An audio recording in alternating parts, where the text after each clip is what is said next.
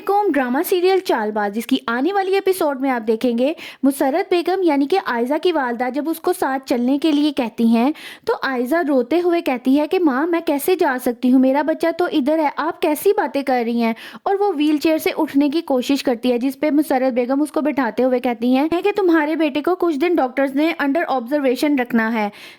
आयजा जो ये कहीं ना कहीं जानती है कि अगर वो हॉस्पिटल से चली गई तो असद उसको उसका बेटा कभी भी नहीं देगा।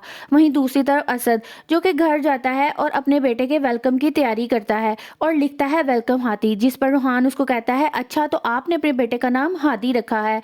और जैसे ही वो हॉस्पिटल अपने बेटे को लेने आता है तो वहाँ से जैसे ही आयजा को दूसरे रूम में शिफ्ट कर रहे होते हैं तो असद और आयजा का आमना सामना होता है, लेकिन असद उसको एक नज़र भी नहीं देखता और वहाँ से चला जाता है।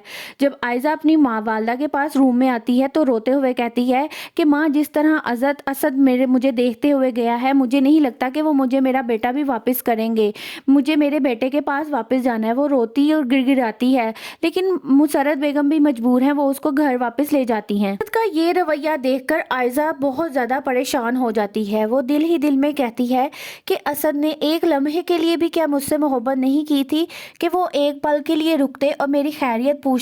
आखिरकार मैं उनके बच्चे की माँ हूँ, उन्होंने तो मुझे मुड़ के एक बार भी नहीं देखा, मेरा हाल अहवाल भी नहीं पूछा। असद का ये रवैया देखकर आयजा घर जाकर अपनी वालदा से कहती है सही है कि लोग सही कहते हैं कि सज़ा हमेशा जीते जागते इंसान को दी जाती है, जैसे असद मुझे इस टाइम दे रहे हैं मुझसे मेरे बेटे को जुदा करके, और मैं कहीं ना कहीं इसी सज़ा की मुस्तहिक हूँ क्योंकि मैंने उन लोगों के साथ बहुत बुरा किया है। वहीं दूसरी तरफ रूहान जो कि किचन में होता है और ईशल उससे कहती है कि तुम्हें क्या अनाया ने अभी तक माफ़ नहीं किया।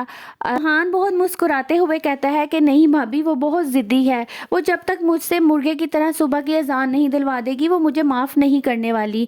ईशल भी हंसते हुए उसे कहती है परेशान ना हो, बहुत जल्द वो तुम्हें माफ़ कर देगी। रूहान कमरे में जाता है, अनाया को इस तरह खामोश देख के कहता है तुम इस तरह खामोश मुझे बिल्कुल अच्छी नहीं लगती, तुम मुझसे लड़ा करो लेकिन इस तरह चुप ना रहा करो। जिस पर अनाया कहती है मुझे लगता है लड़ते तो उनसे हैं जिनसे मोहब्बत होती है। इस बात पर रूहान उससे कहता है क्या तुम्हें मुझसे मोहब्बत नहीं है।